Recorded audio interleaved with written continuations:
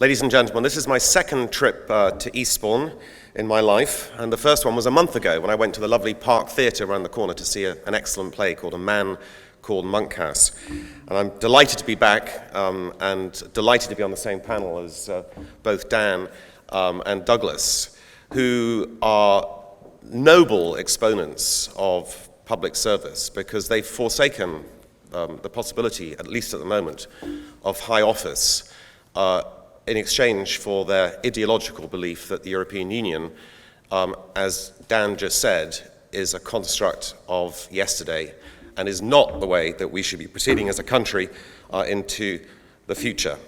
And I support Brexit, and I'm one of many business people who support Brexit, although, as Douglas said, the portrayal by the media is that somehow or other the business community is firmly aligned in staying in Europe. And by the business community, I think they mean the Muppets who suggested that we went into the euro at the time that it was created 15 or 16 years ago. Had we done that, we would be in a Greek or Italian situation today, because the euro is the single biggest disaster that's been foisted on the 19 member states who signed up to it. It's an absolute disaster. And in this very brief presentation I'm going to make today, I'm going to talk about how the euro is the best reason why, even though we're not in it, why we should be thinking, in fact, we should be actively supporting an exit from the European Union. Now, my first boss, in fact, my only boss, because after I left his company, I became an entrepreneur and have been ever since, used to say often that a foolish consistency is the hobgoblin of a small mind, and he was referring to investment. But it could equally well be applied to David Cameron's technique of negotiation, which is basically to say, you name your price, and whatever the price is, I'll accept your product. Because David Cameron has gone into these negotiations basically indicating that whatever the negotiations, he's going to support us remaining in the European Union, which is a disaster for our country.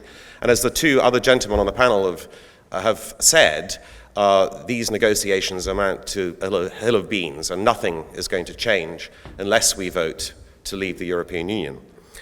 The real reason why I support a Brexit is nothing to do with the many other reasons that many of you will be, and I'm sure I'm speaking to the converted here, will be thinking about in terms of when you go to the ballot box, which is, open borders in Europe, the possibility of terrorism infiltration, the regulatory burden of the European Union, and the cost of the European Union, which is somewhere between 2 and 5% of our GDP, a very substantial figure on an annual basis.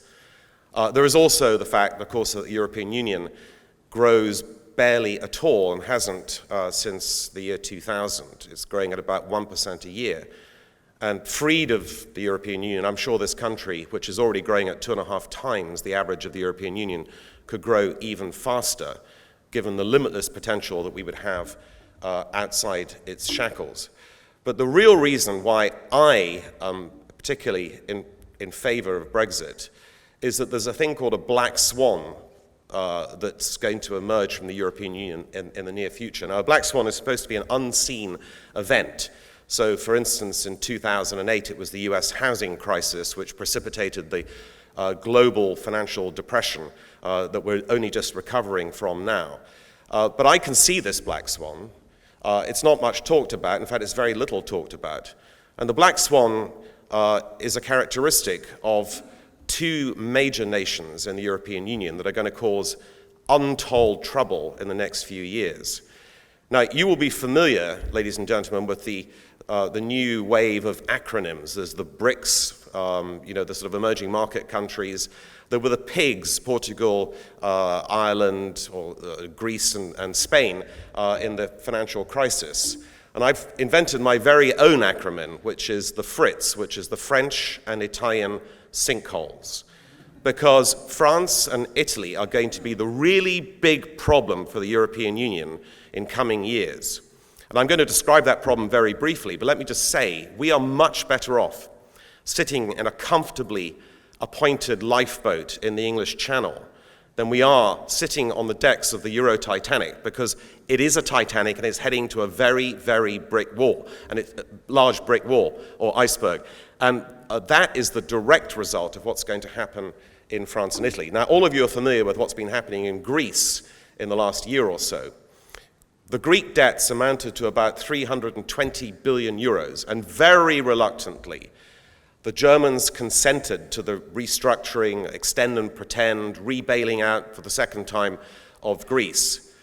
But the French and Italian economies, both of which have 10 times the level of Greece and 20 times the level of GDP, cannot be bailed out by Germany on its own. And Germany, in the Eurozone, is the really only large solvent nation, the only one capable of financial rescue of its counterparts in the Eurozone. The UK happens to be the second largest economy in the European Union and the other major solvent nation, but luckily we're not in the Eurozone. Now, it's my contention that both France and Italy cannot, under any circumstances within the Eurozone, with a single currency, repay their debts. And those chickens are going to come home to roost in the relatively near future. France's debt and Italy's debt are rising inexorably because they cannot grow their nominal GDPs, this is an economic sort of arcane argument in some ways, fast enough to lower the impact of that debt as a percentage of their economies. They will never be able to repay their debts as they currently stand, and sooner or later, the international financial markets, which own half of the French debt and half of the Italian debt, will wake up to that fact, and interest rates on French and Italian government bonds will go through the roof, and people will refuse to buy their bonds. And even the European Central Bank will not be able to buy enough of those bonds to bail them out. And the Germans will be left with the bill of restructuring France and Italian debts and will refuse to pay it. If we are still part of the European Union, they're going to turn to us for help. And although Cameron has said, oh no, we will never participate in a bailout, you may recall that we did participate in the bailout of Greece to the extent of almost £1 billion. We bailed out Ireland to the extent of several billion pounds when it failed in 2008 and 2009. And we paid the extra bill that the European Union levied that Cameron said was unacceptable and he wouldn't pay. So of course, if we were part of the European Union, we would go to the rescue of France and Italy at the behest of Germany, and it would bring us down. It would, I think, cause a major recession, or if not depression, in the UK, were we still to be part of the European Union. So for no other reason that there is a looming crisis in the Eurozone, which is going to disintegrate the Eurozone, and mark my words, this is going to happen. The Euro will not exist in some years to come, 3, 4, 5, 6 years. We are better off being outside of that economic construct and being dragged down by it. In closing, I want to say that those people who claim, and Douglas has gone into this, and Dan have gone into great detail, that somehow or other we will lose out by leaving the European Union, are absolutely mad. They're talking economic nonsense. And I'm going to refer specifically to the city, which is a golden goose that unfortunately has been just sort of sat upon by multiple governments, but still remains a very big contributor to the UK economy. We have in our city the preeminent financial center in the world, and yet grasping, jealous people in Frankfurt and Paris would like to impose regulations on our city such that some of its business, or maybe half of its business, are diverted to Paris and Frankfurt because they're jealous and they want to take what's ours. Now, some people say, were we to leave the European Union, the city would suffer. On the contrary, the city would absolutely blossom. And I believe that what we have is something that would be absolutely magically transformed if unburdened by the directives of Brussels and the prying, jealous eyes of Frankfurt and Paris. And as far as the broad economy is concerned, Douglas is dead right. It doesn't make any difference at all. Of course, we will be able to trade with the European Union, But we'll also be able to trade much more freely with the other fast-growing economies on the planet, and those are not based in the European Union. Every economic argument that I look at leads me to believe, and I speak as a diplomat son, where my father was on the negotiating committee when I was a child in the 70s in Brussels to get us into the European Union. I speak as someone who was brought up and imbued in the idea that the European Union was a good thing, which in its early days it was, by the way.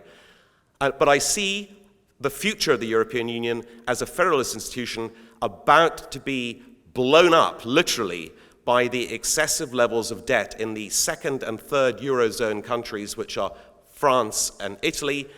And I see that potentially that will force reforms on the European Union to revert it to a free trade zone with some collaborative aspects that can only be applauded.